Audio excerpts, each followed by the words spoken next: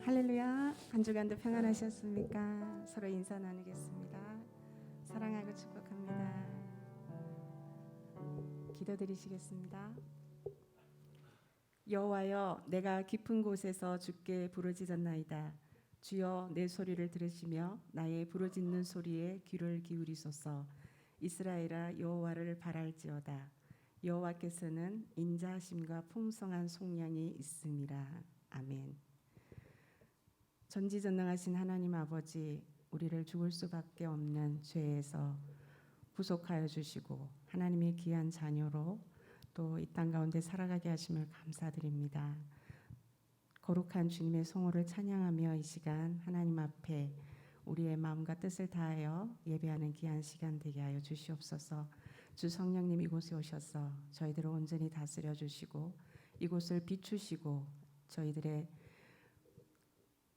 어리석고 또 메마른 심령을 만지셔서 주님의 귀한 생명의 말씀으로 온전히 충만케 되는 귀한 은혜의 시간 되게 인도하여 주옵소서.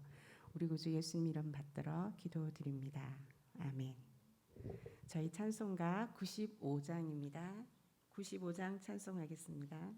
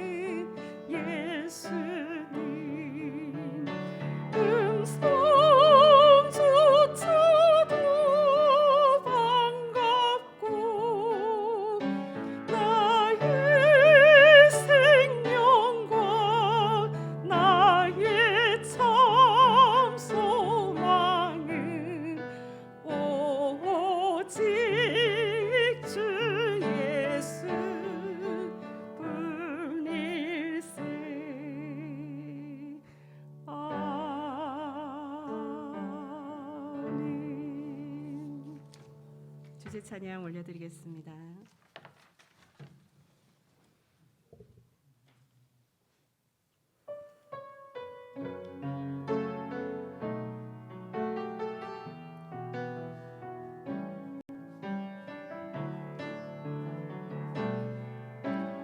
하나님이 날 참 사랑하시네. 하나님이 날 참 사랑하시네. 하나님이 날 참 사랑하시네. 하나님이 날 참 사랑하시네. 세월의 무정, 세월의 무정, 또 현실에 갇혀 잊고 살다가도, 그냥 살다가도 어느 날 문득 생각해보면 하나님이 날 참 사랑하시네.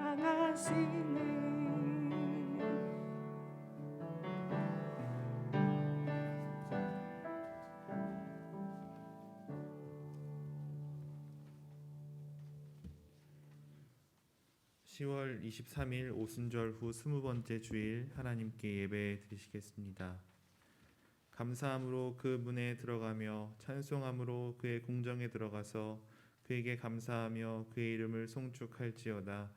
여호와는 선하시니 그의 인자하심이 영원하고 그의 성실하심이 대대에 이르리로다.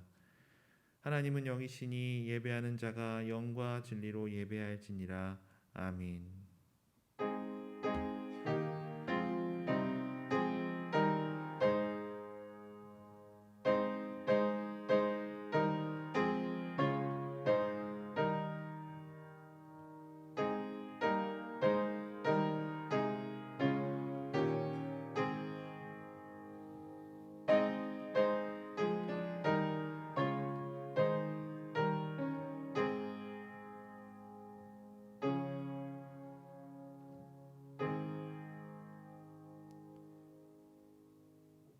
영원 무궁하도록 홀로 영광을 받으실 하나님, 거룩한 주일에 성도들이 성전에 모여 감사와 찬송과 영광을 올려드립니다.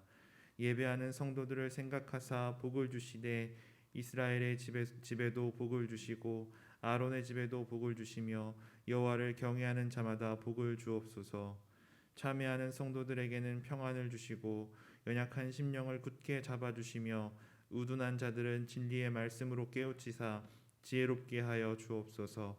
낙심한 마음에 성령의 기름을 부으사 위로가 넘쳐나게 하시며 고난과 슬픔을 이길 수 있는 굳건한 믿음을 주옵소서. 우리 예배를 받으시는 예수님의 이름으로 기원하옵나이다. 아멘. 다 같이 일어나셔서 경배의 찬송가 28장 복의 근원 강림하사 찬양 드리시겠습니다. 가정에서도 일어나 주십시오.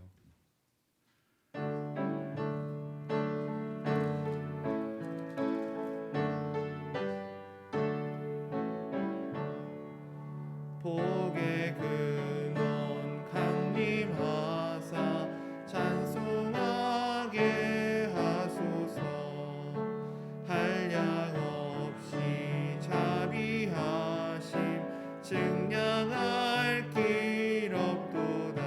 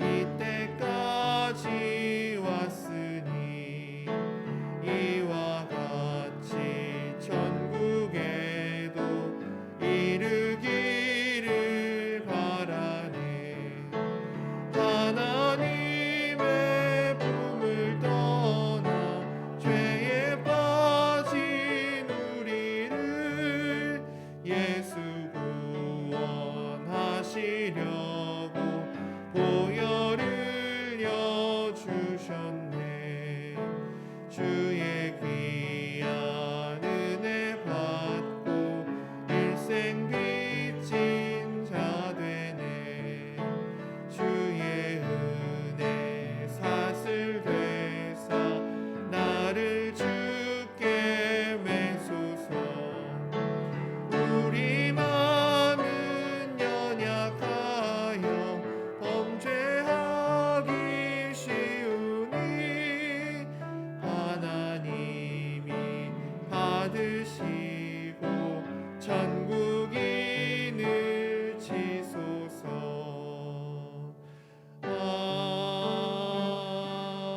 아멘. 성시교독은 시편 65편 말씀입니다. 하나님이여 찬송이 시온에서 주를 기다리오며 사람이 서원을 주께 이행하리이다.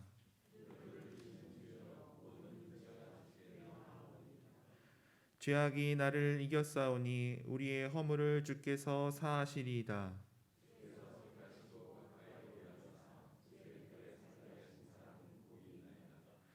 주께서 아침 되는 것과 저녁 되는 것을 즐거워하게 하시며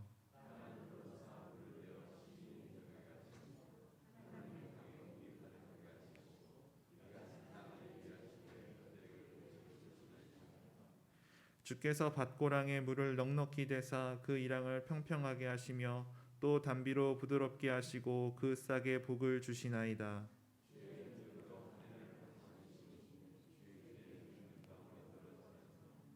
들의 초장에도 떨어지니 작은 산들이 기쁨으로 띠를 띠었나이다.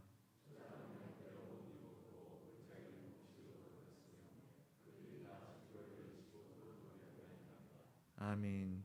다 같이 고백의 기도를 드리시겠습니다. 거룩하신 하나님, 저희는 주님의 발자취를 따르며 온전한 신앙생활을 하기 원합니다. 하지만 마음의 소원과는 달리 연약한 육신에 매여 지난 한 주간에도 죄악 중에 거하며 살았습니다. 더러운 말은 입 밖에도 내지 말라 하셨건만 샘이 그물을 솟구쳐냄과 같이 저희의 입에서는 온갖 추하고 더러운 말이 드러났습니다. 주인의 명령을 거부하는 나귀처럼 저희는 하나님의 훈계를 받기 싫어하였으며 사명의 짐을 벗어버리고자 떼를 쓰기도 했습니다. 입술로는 하나님을 가까이하며 공경하는 듯 하였으나 마음으로는 하나님을 멀리 떠나 있었습니다. 진리의 말씀대로 순종하며 사는 것이 아니라 사람의 가르침을 따라 헛된 일을 행하면서도 하나님을 경외하는 줄 알았습니다. 하나님의 자녀로 거듭났지만 성도다운 삶을 살지 못한 우리의 모든 죄를 용서해 주옵소서. 예수님의 이름으로 이 고백의 기도를 드립니다. 아멘. 이제는 하나님과 나만이 아는 죄를 침묵으로 기도 드리시겠습니다.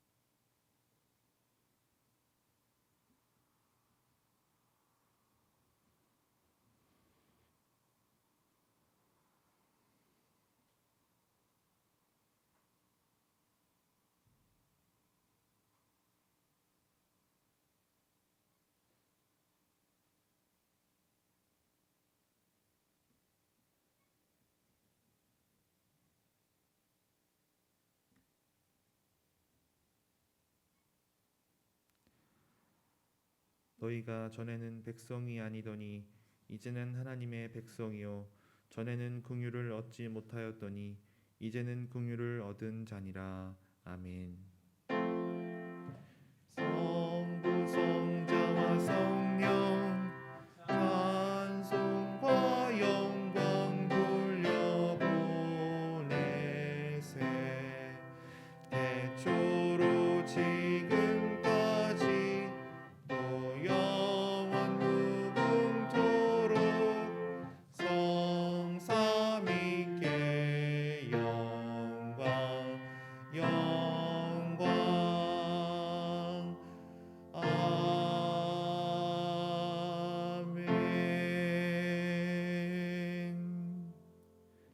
나는 전능하신 아버지 하나님 천지의 창조주를 믿습니다. 나는 그의 유일하신 아들 우리 주 예수 그리스도를 믿습니다. 그는 성령으로 잉태되어 동정녀 마리아에게서 나시고 본디오 빌라도에게 고난을 받아 십자가에 못 박혀 죽으시고 장사된 지 사흘 만에 죽은 자 가운데서 다시 살아나셨으며 하늘에 오르시어 전능하신 아버지 하나님 우편에 앉아 계시다가 거기로부터 살아있는 자와 죽은 자를 심판하러 오십니다. 나는 성령을 믿으며 거룩한 공교회와 성도의 교제와 죄를 용서받는 것과 몸의 부활과 영생을 믿습니다. 아멘. 모두 자리에 앉아 주십시오. 차성호 권사님 기도하시겠습니다.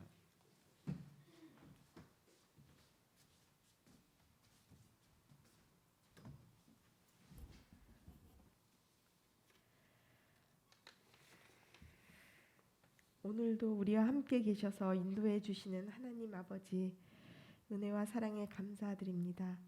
이 거룩하고 복된 날 주님께 나와 찬양과 기도로 예배드릴 때 이 예배를 기쁘게 받아 주옵소서. 한 주간의 삶을 돌아볼 때 연약하고 부족하여 하나님 뜻대로 살기보다 세상의 가치관을 따라 자신의 생각대로 살아왔음을 고백하오니 주님 용서하여 주옵소서. 우리의 모든 삶의 문제보다 크신 하나님 아버지를 기억하며 우리의 무겁고 어려운 문제들을 주님께 맡기며 온전히 주님 뜻을 깨닫는 지혜가 있기를 간구합니다. 주님, 한우들을 위해 기도합니다.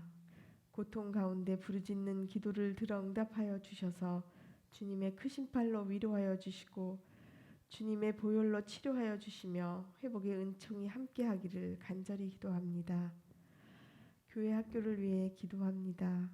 전염병으로 인해 달라진 사회 문화 속에서 신앙 교회 학교 공동체가 온전히 주님을 예배하며 하나님을 알아가는 지식이 자라며 하나님 아버지를 인격적으로 만나고 말씀에 순종하는 삶으로 나아가기를 간구합니다.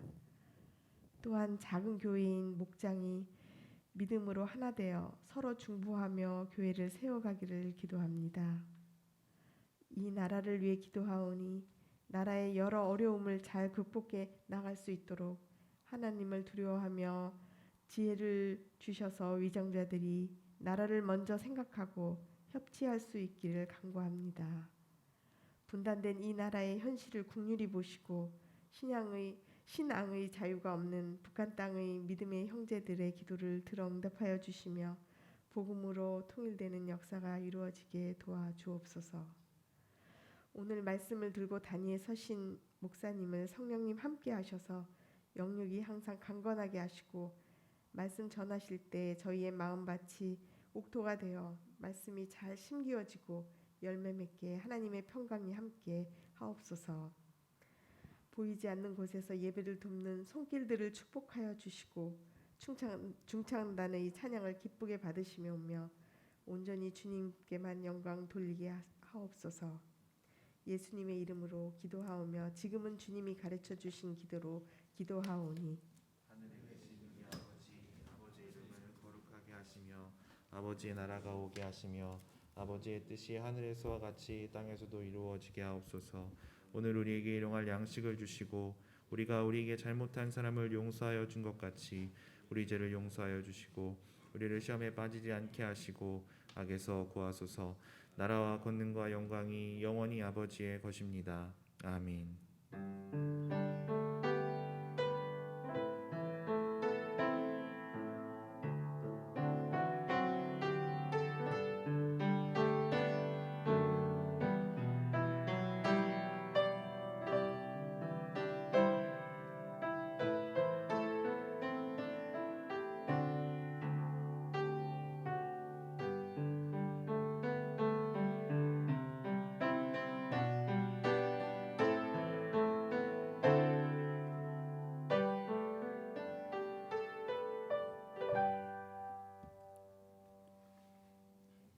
오늘 우리에게 주시는 하나님 말씀은 갈라디아서 2장 17절부터 21절의 말씀입니다. 갈라디아서 2장 17절부터 21절의 말씀입니다.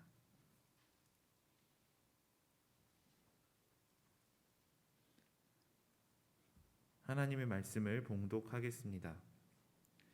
만일 우리가 그리스도 안에서 의롭게 되려 하다가 죄인으로 드러나면 그리스도께서 죄를 짓게 하는 자냐? 결코 그럴 수 없느니라. 만일 내가 헐었던 것을 다시 세우면 내가 나를 범법한 자로 만드는 것이라. 내가 율법으로 말미암아 율법에 대하여 죽었나니 이는 하나님에 대하여 살려 함이라. 내가 그리스도와 함께 십자가에 못 박혔나니 그런즉 이제는 내가 사는 것이 아니요 오직 내 안에 그리스도께서 사시는 것이라. 이제 내가 육체 가운데 사는 것은 나를 사랑하사 나를 위하여 자기 자신을 버리신 하나님의 아들을 믿는 믿음 안에서 사는 것이라. 내가 하나님의 은혜를 패하지 아니하노니 만일 의롭게 되는 것이 율법으로 말미암으면 그리스도께서 헛되이 죽으셨느니라. 아멘. 중창단 찬양이 있겠습니다.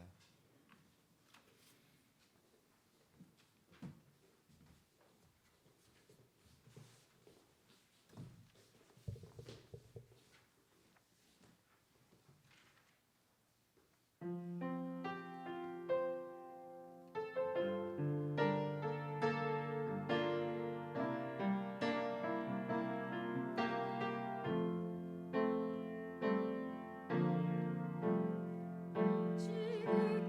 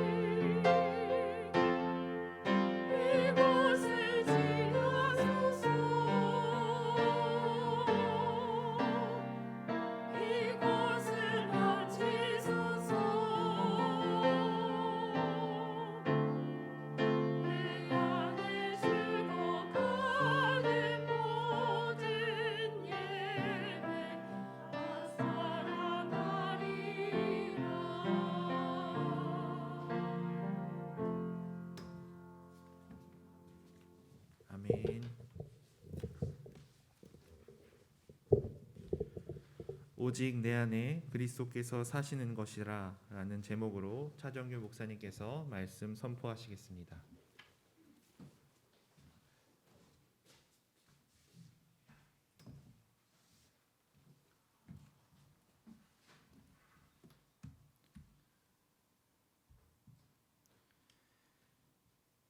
지난 금요일에요. 홍명희 선교사가 잠깐 방문했습니다.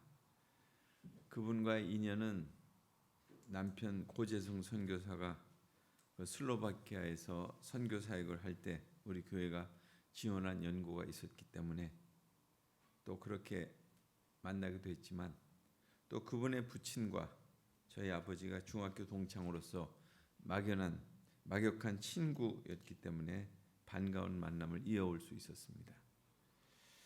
홍 선교사와 제 아버지가 만나면 홍 선교사의 부친에 대한 안부를 묻고, 이미 돌아가셨어요. 그런데 늘 안부를 묻고, 그리고 그때는 그랬다는 그런 인사를 계속합니다. 그래도 그분의 이름을 기억하고 있는 그것이 참 신기하기도 하지만, 하여튼 그 이름을 기억하고 계시기 때문에 또 만나고 또 만나고 그러시는 것 같아요. 그러니까 홍 선교사도 돌아가신 자신의 아버지를 알고 계시는 분이 여기 있다, 이런 생각을 하고 찾아오는 것 같아요. 이처럼 사람들은 살았을 때를 기억하면서 많은 이야기를 나눕니다. 살았을 때 그때 그랬다고. 그런데 우리가 읽고 있는 이 사복음서에는 대부분이 예수님의 그 죽으심과 그 마지막 주관을 이렇게 집중적으로 다루고 있습니다. 특별히 그 중에서 순환의 복음이라고 할 수 있는 이 마가복음은 예수님의 남은 생애, 그 고난과 죽으심에 대한 기록들이 대부분을 차지하고 있죠. 우리가 한 사람의 생애에 대해서 얘기할 때 살았던 이야기들을 많이 하는데요. 그러나 그리스도의 생애는 거의 많은 부분을 돌아가시는 마지막 한 주간에 할애를 하고 있고, 또 죽으심에 대한 사건을 아주 다양하게 상세하게 기록하고 있습니다. 그러니까 죽음에 대한 얘기가 대부분을 차지하는 이유는 예수님의 오신 목적이 죽음에 있었기 때문에 그렇습니다. 그래서 바울은 예수 그리스도의 그 십자가를 경험하고 또 그리스도의 십자가를 통과한 삶이 되었다 하는 것을 고백하죠. 그래서 바울은 그리스도의 십자가 외에는 아무것도 말하고 싶지 않고 오직 그리스도의 십자가만을 자랑하겠다고 이렇게 말합니다. 그래서 20절 말씀에 보면 바울은 자신의 체험이 담긴 그런 고백을 하고 있지 않습니까? 한 구절이지만 대단한 의미를 가지고 있고 모든 그리스도인들이 이 구절을 암송하고 노래하잖아요. 내가 그리스도와 함께 십자가에 못 박혔다. 이것은 바울의 고백일 뿐만 아니라 또 자신의 고백으로 삼고 우리가 그렇게 많이 인용하고 다루는 그런 구절이기도 하죠. 자신의 신앙 고백으로. 그래서 본문에서 바울은 예수님께서 왜 십자가에 죽으셨을까 이렇게 묻는 것 같아요. 왜 예수님이 십자가에서 죽으셨을까? 그 답을 주는데 예수님은 나를 사랑하사 나를 위하여 자기 몸을 버리셨다, 이렇게 말씀합니다. 그러니까 그리스도가 죽으신 이유는 우리를 사랑하셨기 때문입니다. 성경 중에서 가장 중요한 구절 중 하나, 여러분 잘 아시죠? 요한복음 3장 16절의 말씀. 하나님이 세상을 이처럼 사랑하사 독생자를 주셨으니 누구든지 저를 믿으면 멸망치 않고 구원에 이른다.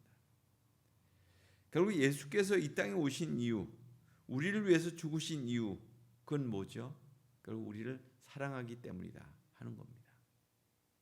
로마서 5장 8절에도 우리가 아직 죄인 되었을 때 그리스도께서 우리를 위하여 죽으심으로 하나님께서 우리에 대한 자기의 사랑을 확증하셨느니라. 그러니까 십자가에서의 예수님의 죽음은 하나님의 사랑이시다, 사랑이라는 것입니다. 그러니까 우리에 대한 하나님의 사랑은 결국 구체적으로 자신의 온몸으로 보여주신 거죠. 바로 이것을 우리는 아가페적인 사랑이라고 얘기합니다. 아직 우리가 연약할 때 사랑을 받을 만한 그 아무것도 가지고 있지 않을 때 우리를 향한 하나님의 사랑이 우리에게 내려왔잖아요. 그것이 십자가를 통해서 드러났죠. 바울은 그래서 십자가를 통한 하나님의 사랑 앞에 모든 것은 다 무가치하다. 그것만이 최고로 중요하다. 이렇게 증거했습니다. 자신 또한 율법 안에서 내가 의롭게 되고자 몸부림쳤지만 그가 예수 그리스도의 십자가를 통한 하나님의 사랑을 만나면서 그 모든 것들은 다 포기했잖아요. 그래서 그는 십자가 외에 자랑할 것이 없다고 했습니다. 바울에게 그 십자가만이 전부라고 이렇게 얘기했죠. 하나님은 사랑이십니다. 그 사랑이 온전히 드러나셨습니다. 사도 요한도 요한일서 4장 9절 10절에서 이렇게 말씀하죠. 하나님의 사랑이 우리에게 이렇게 나타난 바 되었으니 하나님이 자기의 독생자를 세상에 보내심은 그로 말미암아 우리를 살리려 하심이니 사랑은 여기 있으니 우리가 하나님을 사랑한 것이 아니요 하나님이 우리를 사랑하사 우리 죄를 속하기 위하여 화목제물로 그 아들을 보내셨습니다. 여기서 화목제물은 십자가 사건을 의미합니다. 그러니까 사랑을 경험한다고 하는 것은 십자가를 통해서만이 가능하다는 거예요. 하나님이 십자가에서 당신의 아들을 죽이심으로써 우리에게 다가오시고 또 당신의 사랑을 확증시켜 주시면서 그 사랑에 우리가 감동을 받게 되고 그리고 설득을 당하고 하나님 앞에서 우리의 믿음의 고백이 일어나는 거죠. 그래서 2절 오늘 본문 2장 20절은 바울의 생생한 고백이에요. 그 사랑에 녹아서 자신을 할 말을 잊고 하나님께 고백하는 것이 그것이 바로 믿음입니다. 하나님 정말 하나님 당신이십니다. 우리가 그를 먼저 찾은 것이 아니잖아요. 우리가 먼저 하나님을 사랑한 것도 아니고 하나님이 우리에게 먼저 다가오셨고 그래서 우리를 사랑하셨다 하는 것입니다. 그래서 요한일서 4장 19절에도 우리가 사랑함은 그가 먼저 우리를 사랑하셨습니다. 이렇게 말씀합니다. 그러니까 하나님께서 우리를 사랑해 주시지 않으셨다면 우리가 하나님을 알 길도 없고 하나님의 사랑을 알 수도 없을 것입니다. 십자가를 통하여 하나님의 놀라운 사랑을 알게 됐고 그리고 십자가 안으로 들어갈 때 하나님께서 우리를 얼마나 사랑하시는지를 우리가 깨닫게 되는 거죠. 그래서 십자가의 사랑은 우리의 영혼을 녹이고도 충분히 채우고도 남는 것이다 하는 겁니다. 그러니까 우리가 하나님의 사랑을 경험하기 전에는 하나님을 내가 믿는다고 이렇게 고백하기 어렵습니다. 우리가 예배하는 시간에 그분을 앞에 고백하고 또 그분을 찬양하는 이유 그게 뭐겠습니까? 그 사랑을 알기 때문에 하는 거 아니에요? 하나님의 사랑을 경험하기 전에는 우리가 어떠한 일도 할 수 없습니다. 하나님의 사랑을 경험하고 나면 그 사랑이 나를 이끌어가는 거죠. 또 그 사랑을 깨닫고 나면 또 내 사랑을 드리고도 모자라요. 그래서 그 사랑으로 인해서 우리가 헌신하고 봉사하고 또 예배도 드리고 희생하고 전도하고 이런 사역을 하게 되는 거죠. 이 모든 것 가운데에는 십자가가 있는 것입니다. 오늘도 온 세계 복음을 전하는 선교사들의 그 삶, 헌신하고 생명까지도 드리는 순교자적인 삶을 살고 있는 이들 가운데는 반드시 십자가를 통한 하나님의 사랑을 만났기 때문에 그런 것이죠. 교회에 와서 내가 믿으려고 애를 쓴다고 해서 되는 일이 아닙니다. 십자가 안에 감추어져 있는 하나님의 사랑을 경험하는 것이 중요해요. 절대자이고 창조자이시고 없으신 그분이 나의 죄를 위하여 죽으셨다는 것을 믿고 경험하는 거예요. 예수 그리스도가 나를 사랑하사 나를 위하여 죽으셨다고 하는 것은 바로 사도 바울의 인생이 바뀌어진 거잖아요. 그것 때문에 바뀌어진 거죠. 예수 그리스도가 나를 사랑하사 나를 위하여 죽으셨다는 것을 그 믿는 사람들의 고백이 무엇입니까? 내가 그리스도와 함께 십자가에 못 박혔냐는지. 그리스도께서 죽으실 때 나도 함께 죽었다는 것을 믿는 거예요. 2000년 전에 예수께서 홀로 죽으신 것이 아니라 나도 함께 죽었다는 것을 믿는 거예요. 내가 죽어야 될 그 자리에서 예수께서 손과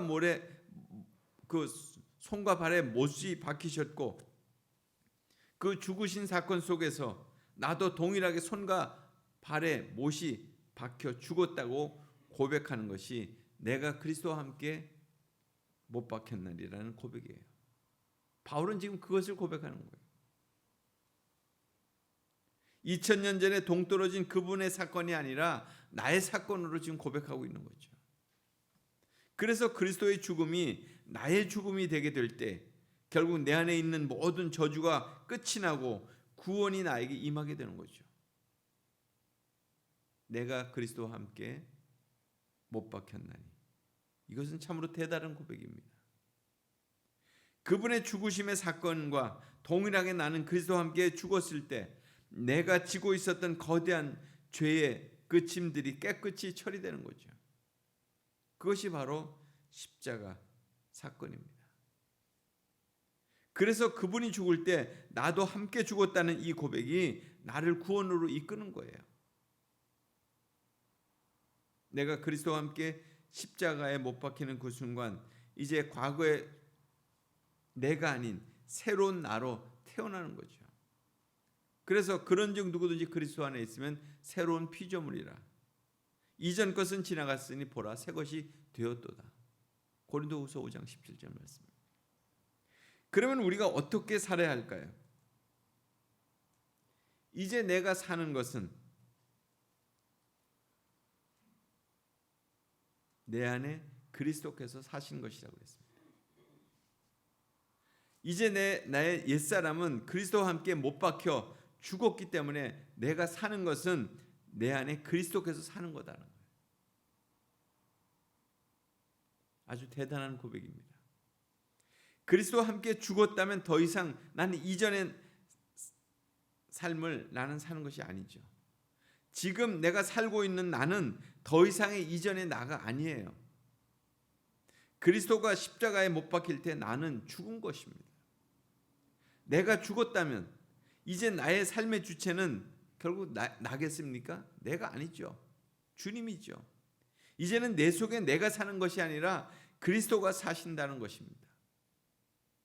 내 안에 새로운 주인이 오셨다는 거예요. 주인이 바뀌었다는 거예요.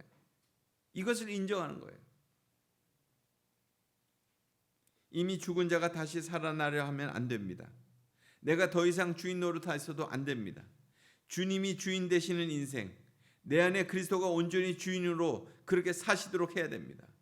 그것이 가장 멋지게 사는 삶을 사는 비결이라는 거예요. 나는 죽고 내 안에 그리스도가 사시는 삶. 그리스도가 사시는 삶이 어떤 삶이겠어요? 내가 죽는 삶이에요. 내 자아가 죽는 것입니다. 내가 죽어야 그리스도가 사시는 거예요. 그리스도의 십자가 사건은 그래서 역사적인 사건으로만 끝나는 게 아니에요. 우리의 삶 속에서 오늘도 끊임없이 계속되어져야 될, 경험되어져야 될 그런 삶이라는 거죠. 그래서 이제는 내 삶의 주체가 내가 아니고 주님이 삶의 주체가 되는 것입니다. 이제 우리는 그리스도 안에서 기꺼이 죽어야 하는 것입니다. 그러니까 신앙생활이라고 하는 것은 결국 죽는 거예요. 왜 삽니까? 잘 살기 위해서, 잘 죽기 위해서 그렇게 지금 사는 거죠. 잘 죽는 것은 또한 잘 사는 것입니다. 내가 죽어야 내 생명의 역사가 살아나고 죽어야 부활의 역사가 일어나는 거 아니에요. 죽지 않고 어떻게 부활이 예수님에게 있을 수 있겠습니까? 내가 죽어야 옛삶이 죽고 내 자아가 죽고 내 욕심이 죽고 내 탐심과 자존심이 죽어야 그곳에서 결국 예수님이 드러나시는 것이죠. 세상은 모두가 자기가 살려고 발버둥칩니다. 내가 살려고 다른 사람을 죽이기도 해요. 또 내가 살기 위해서 아주 투쟁적으로 살아갑니다. 또 누가 나를 죽이려 하면 나는 상대를 몇 번이고도 죽입니다. 오늘날 우리의 삶의 비극과 불행은 무엇입니까? 경제적인 위기, 기후의 위기, 각종 어려움들이 오고 있지만 진짜 위기는 궁극적으로 사랑의 위기예요. 이전보다 우리의 삶이 더 풍성해졌는데, 사람이 살아가는데 삶이 정말 풍요로워졌는데 우리의 삶은 더 악한 일들로 많아지고 있잖아요. 그 이유는 결국 그것이 사랑 없어서 생겨난 일들이라고 그렇게 답할 수밖에 없을 것 같아요. 부모와 자식 간의 사랑도, 또 형제 간의 사랑도, 부부 간의 사랑도 모든 관계들 속에서 다 식어가고 있습니다. 심지어는 남보다 못한 관계로 그렇게 타락해가고 있어요. 왜 이렇게 된 거죠? 자기 중심적인 사랑으로 그렇게 바뀌어져 가고 있기 때문에 각자 도생, 나만 살면 된다는, 또 내가 살면 되는 걸로 그렇게만 생각하는 거죠. 각자의 자기만의 삶을 살다 보니까 또 현대인들은 외로운 것 같아요. 고립과 허무감에 빠져듭니다. 자신의 성공을 위해서 살다 보니 남을 희생하고 자기도 결국 희생되고 있는 거죠. 국회에서 수없이 제도적 장치를 위해서 법을 만들어내지만 여전히 사람들을 살리는 것이 아니라 죽어가고 있잖아요. 그들의 죽음이 오늘 내가 살아있다는 사실을 깨닫지 못하기 때문에 그래서 결국 재해는 계속 반복되고 있는 거예요. 그러나 십자가의 원리는 정반대입니다. 내가 죽어야 상대방을 살릴 수 있다는 거예요. 상대방을 살릴 때 나도 살아날 수 있다는 거죠. 그가 죽어야 내가 사는 것이 세상의 이치라면 십자가의 원리는 내가 살려면 상대방을 사랑한다 하는 것이, 사랑해야 되는 거다. 상대방을 사랑하기 위해서는 내가 희생되어야 되는데 나의 삶이 없어지는 것이 아니고, 그때 주님은 우리에게 진정한 사랑을 누리게 하시고 또 나를 살게 하신다는 거예요. 갈라디아서 5장 24절에 그리스도 예수의 사람들은 육체와 함께 그 정욕과 탐심을 십자가에 못 박았느니라, 이렇게 말씀합니다. 그러니까 믿음 생활을 통해서 깨닫게 되는 것은 결코 자아만족, 자아성취의 삶이 아니라는 거예요. 신자다운 신자가 되려면 반드시 한 번은 십자가를 통과해야 되는 거예요. 내 모든 것이 십자가 안에서 처리되고 끝이 나야 결국 내 신앙이 새로워지게 되는 것이고 내 삶이 바뀌는 거죠. 그리스도 안에서 기꺼이 우리의 옛자가 죽어지는 그런 경험이 필요하다는 것입니다. 지금이라도 여러분의 가정 안에 그렇게 된다면 행복이 넘치게 될 거예요. 관계 안에서 회복이 일어나고 깨어진 가정이 되살아날 거예요. 죽는 거예요. 여러분의 가정이 천국이 되는 거죠. 내가 죽으면 묶여있던 모든 관계들이 풀리는 역사가 일어난다는 거죠. 기도할 때 여러분의 욕망이 죽어야 하나님의 뜻이 세워지는 거잖아요. 내 뜻과 내 생각과 내 정욕이 이루어지는 것이 결코 기도가 아니죠. 내 모든 뜻이 죽고 하나님 뜻이 이루어지는 것이, 그것이 진정한 기도잖아요. 그래서 죽어지는 것을 두려워하지 마십시오. 그럼 누가 죽을 수 있을까요? 그리스도의 죽음 이후에 찾아온 부활을 믿는 사람들이 그럴 수 있습니다. 십자가로 끝나는 것이 아니라 부활이 찾아왔잖아요. 승리의 비결은 십자가를 통과하고 난 이후에 부활이 온 것입니다. 우리의 신앙의 정중앙에는 십자가와 부활이 놓여져 있어요. 그래서 우리의 삶의 원리는 십자가와 부활이어야 합니다. 오늘도 우리는 그리스도의 죽는 경험을 통해서 나아가게 될 때 끊임없이 우리의 삶이 부활되는 역사를 경험할 수 있을 겁니다. 죽는 거 두려워하지 마십시오. 어떤 때는 자존심이 죽어질 때 창피하고 수치스럽게 여겨질 수 있어요. 또 치욕스러운 경험을 할지라도 그리스도와 함께 내가 죽게 된다면 하나님께서 다시금 나의 삶을 멋지게 일으켜 주실 거예요. 십자가와 부활을 믿는 신앙은 죽음을 두려워하지 않습니다. 부활 신앙을 가진 자만이 죽을 수 있기 때문에 그렇어요. 내가 죽어야 내 안에 그리스도가 다시 사시고 내가 죽어야 부활의 예수가 우리를 다시금 불러 일으켜 세우신다는 거예요. 내가 죽어야 주님의 사심이 드러나게 된다는 거죠. 내가 죽는다고 죽는 것이 아닙니다. 나라는 자리에서 그리스도가 대신 자리를 잡으시는 거예요. 완전히 죽어야 되는 거죠. 내가 죽으면 더 이상 내가 원하는 것은 없어질 거 아니겠어요? 죽은 사람이 뭘 원하겠어요? 뭘 바라겠어요? 나를 만족시키고자 하는 것이 있겠어요? 없겠죠. 자존심이 상할 것도 없고 누가 뭐라고 해도 내가 내 신경에 곤두서지 않게 될 거예요. 결국 내가 온전히 죽으면 주님이 나를 살려주실 것입니다. 오늘도 여러분의 가정 안에서 일어나는 수많은 일들 그 속에 여러분이 온전히 죽게 되시기 바랍니다. 매 순간 내가 그리스도와 함께 십자가에 못 박혔다. 이것을 명심하시기 바랍니다.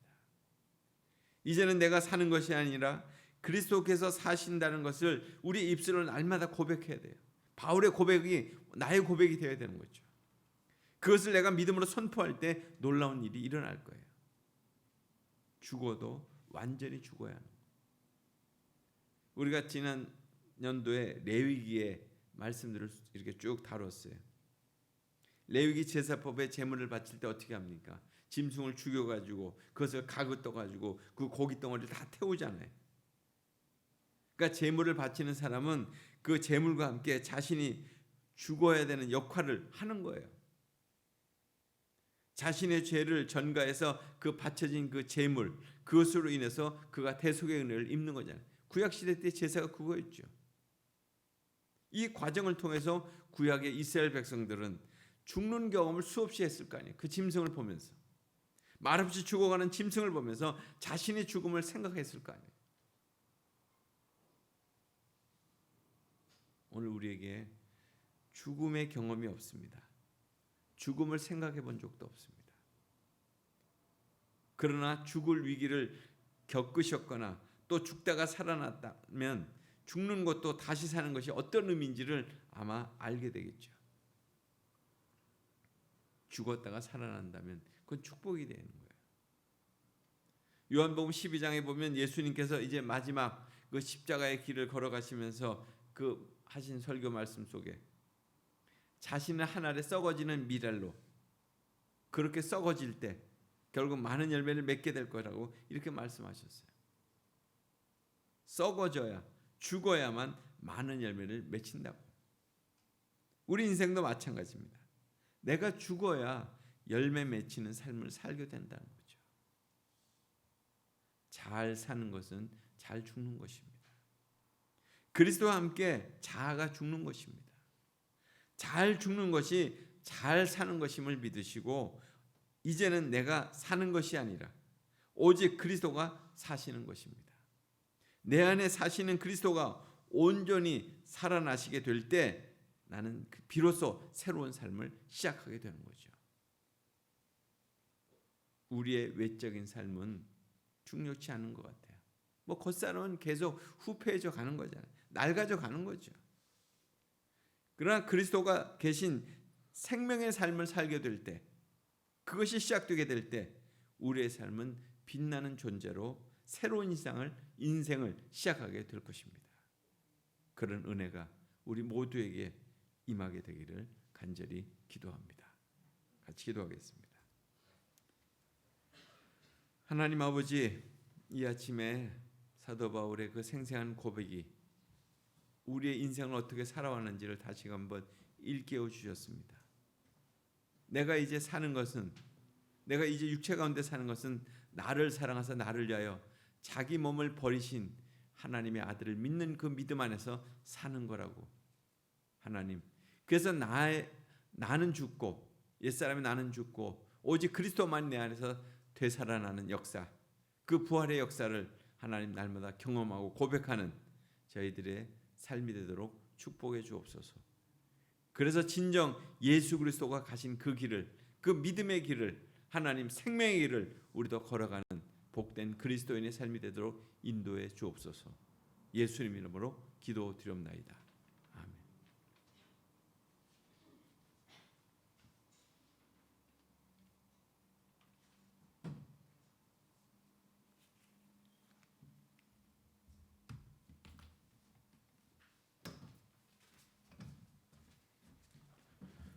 주신 말씀에 감사하며 찬송가 407장 구주와 나 함께 죽었으니 찬양 드리시면서 헌금하시겠습니다. 가정에서도 헌금해 주십시오.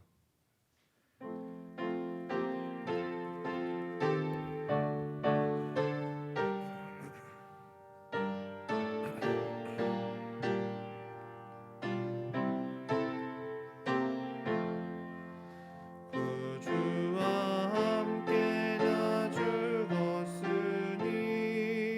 구주와 함께 나 살았도다.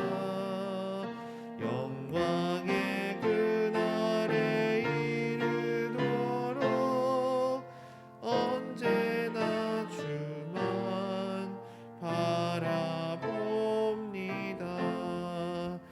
언제나 주는 날 사랑하사 언제나 새 생명 주시나니 영광의 그날에 이르도록 언제나 주만 바라봅니다. 맘속에 시험을 받을 때와 무거운 근심이 있을 때에 주께서 그때도 같이 하사 언제나 나를 도와주시네. 언제나 주는 날 사랑하사 언제나 새 생명 주시나니 영광의 그날에 이르도록 언제나 주만 바라봅니다. 뼈 아픈 눈물을 흘릴 때와 쓰라린 마음으로 탄식할 때 주께서 그때도 같이 하사 언제나 나를 생각하시네. 언제나 주는 날 사랑하사 언제나 새 생명 주시나니 영광의 그날에 이르도록 언제나 주만 바라봅니다. 내 몸의 약함을 아시는 주 못 고칠 질병이 아주 없네.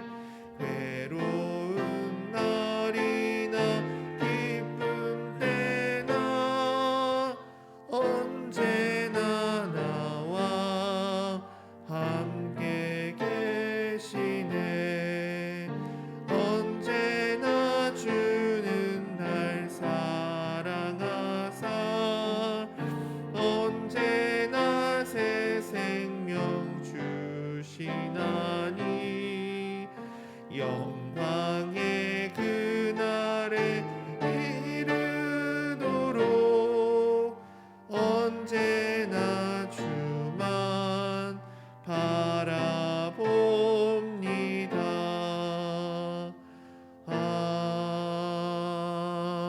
아멘. 합심 기도의 시간입니다. 주신 말씀 생각하면서 십자가를 통한 하나님의 사랑을 경험하기 원합니다. 우리 그렇게 간구하시고 또한 부활을 믿는 그 믿음을 가지고 나를 죽이고 주님으로 살기 원합니다. 그렇게 간구하며 함께 기도하며 나아가겠습니다. 하나님 아버지, 오늘도 주님의 그 깊고 또 넓은 그 사랑을 경험하기 원합니다. 주님 언제나 우리를 사랑하셨고 언제나 새 생명을 부어주셔서 주님 우리가 깨닫든지 못 깨닫든지 주님 사랑 거두신 적이 없는데, 하나님 그 십자가를 향한 사랑 취소하신 적이 없는데, 하나님 우리가 매일 그 사랑과 은혜를 깨닫기보다 주님 다른 것에 우리의 눈과 귀를 쏟았습니다. 하나님 오늘의 그 바울의 고백을 들으면서 우리도 다시 우리의 마음을 정하고 또 주 앞에 나아가기 원합니다. 하나님 십자가를 통한 예수 그리스도의 그 사랑을 더 깊이 깨닫게 하여 주시옵소서. 취소되지 않고 계속해서 부어지는 그 사랑을 경험하며 살기 원합니다. 그 사랑에 근거하여 살기 원합니다. 하나님 그래서 우리의 삶을 죽음 가운데 또 우리의 자아를 죽이는데 우리가 시도하고 또 도전받기 원합니다. 하나님 부활의 소망을 믿는 자들로 우리를 세워주시옵소서.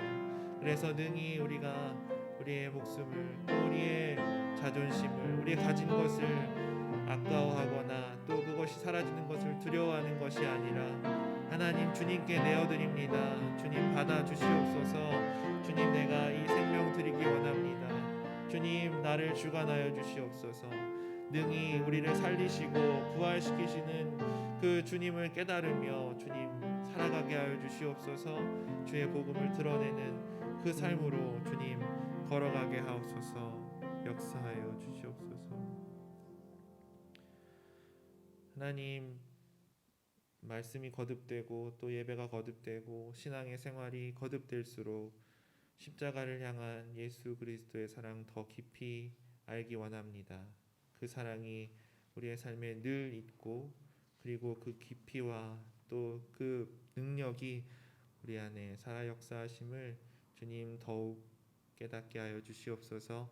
주님 그리하여서 우리의 삶을 주님 앞에 내어드릴 때 또 나의 자아와 나의 자존심을 사람들 앞에 내어놓을 때 하나님 내 손해를 두려워하는 것이 아니라 나의 생명을 능히 살리시는 부활의 주님을 믿는 믿음으로 주님 나를 내어놓으며 주 앞에 헌신하고 또 그 생명을 내어놓을 때 주님께서 역사하시는 것들을 기대하면서 주님 살게 하여 주시옵소서.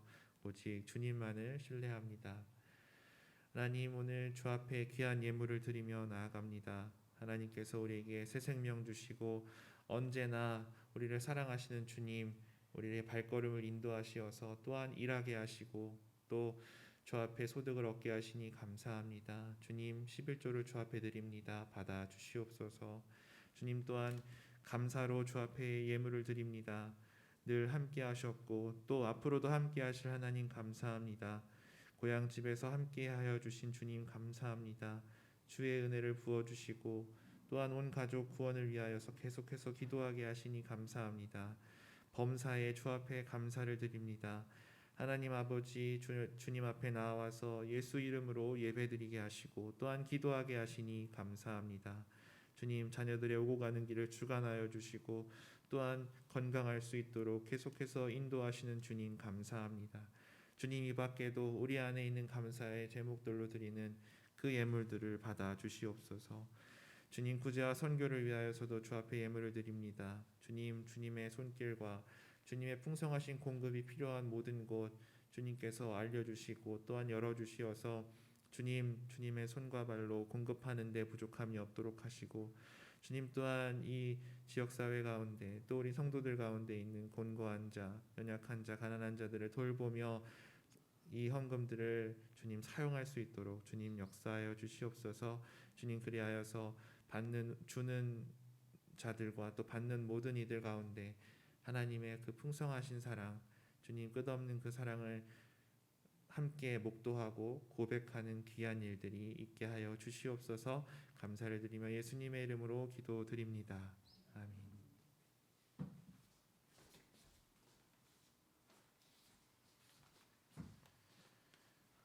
다 같이 일어나셔서 결단의 찬송가 436장 나 이제 주님의 새 생명 얻은 몸 찬양 드리시겠습니다. 가정에서도 일어나 주십시오.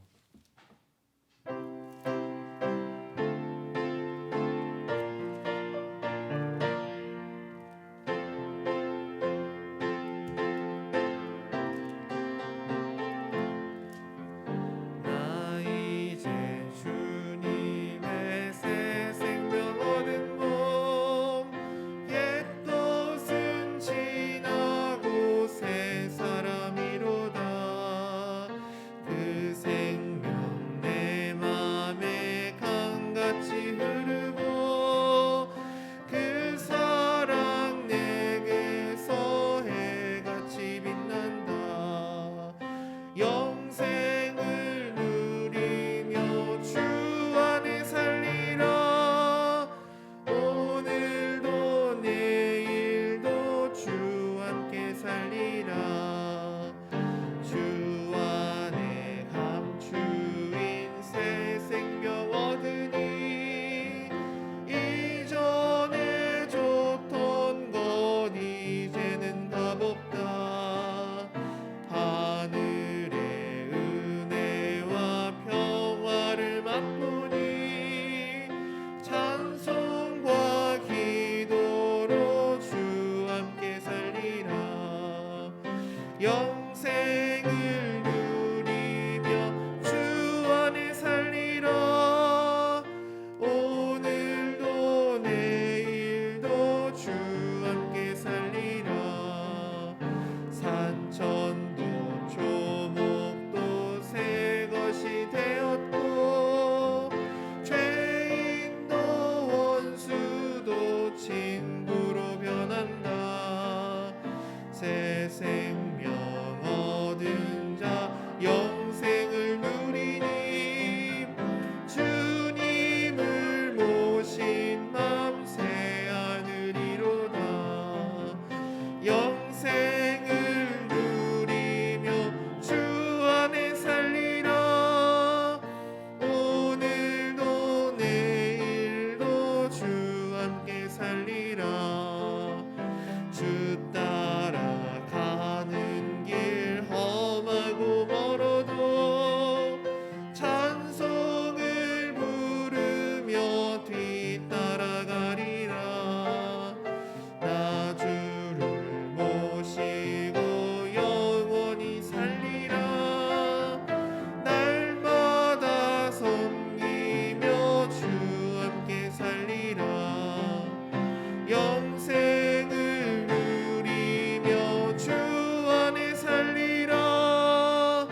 오늘도 내일도 주 함께 살리라. 차정규 목사님 축도해 주시겠습니다.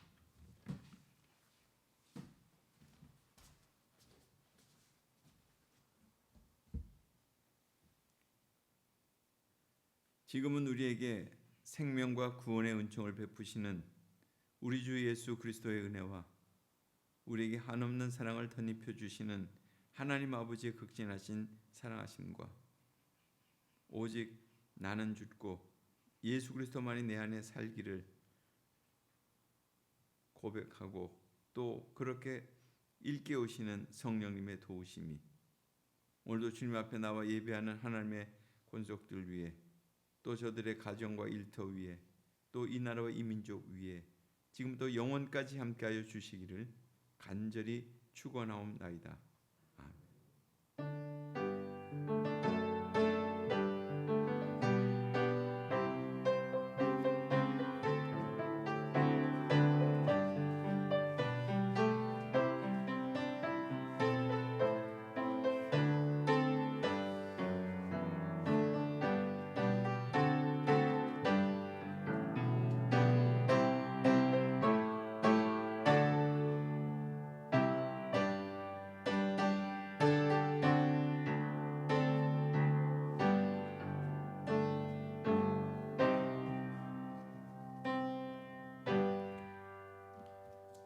옆 사람과 인사하겠습니다.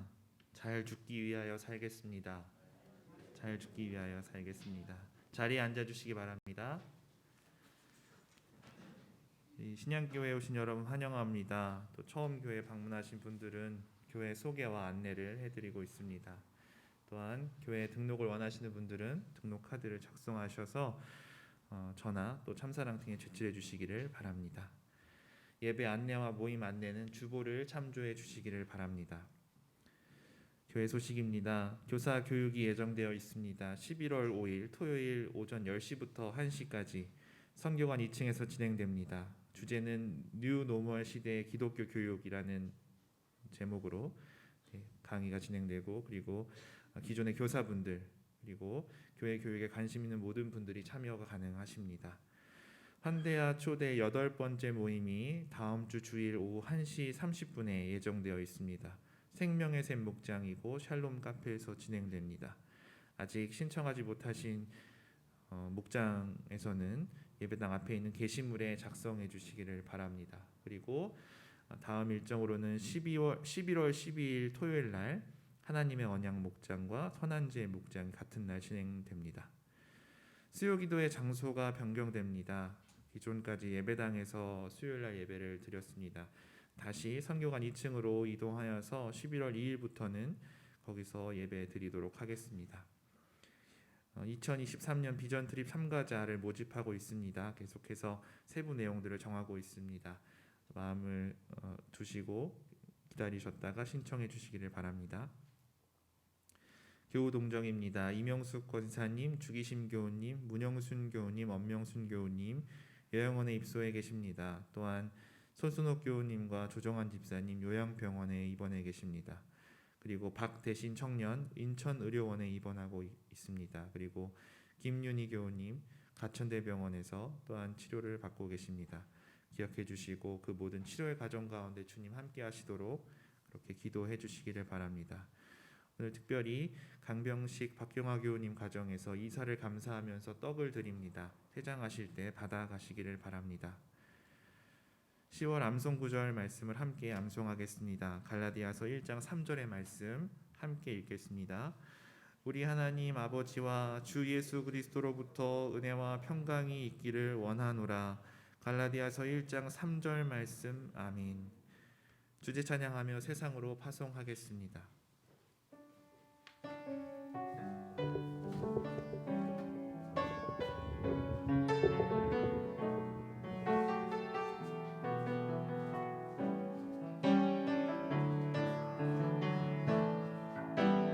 하나님이 날 참 사랑하시네. 하나님이 날 참 사랑하시네. 하나님이 날 참 사랑하시네. 하나님이 날 참 사랑하시네. 세월에 묻혀 또 현실에 갇혀 잊고 살다가도 그냥 살다가도 어느 날 문득 생각해 보면 하나님이 날 참 사랑하시네. 하나님이 날 참 사랑하시네.